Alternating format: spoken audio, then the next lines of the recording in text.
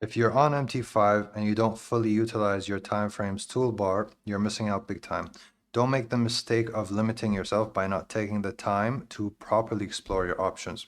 We'll get into it, but first, for the absolute beginner, the time frames toolbar is over here.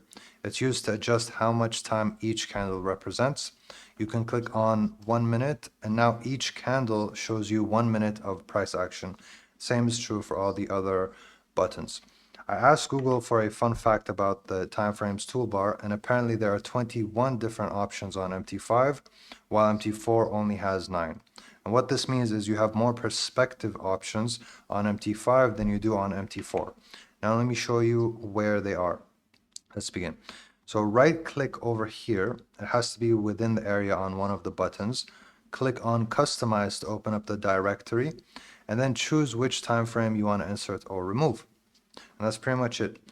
So for example, I could add the 2 minutes time frame by clicking on the 2 minutes time frame, clicking on insert, and then it will appear in the time frames toolbar. I could just remove it if I don't want it by clicking on remove, and that's gone. And that's pretty much it. Then you click close and you just have the time frames that you want available on the time frames toolbar. Now I do have a bunch of different guides on buyabigboat.com similar to this one. So if you're interested, check it out and learn how to use MT5.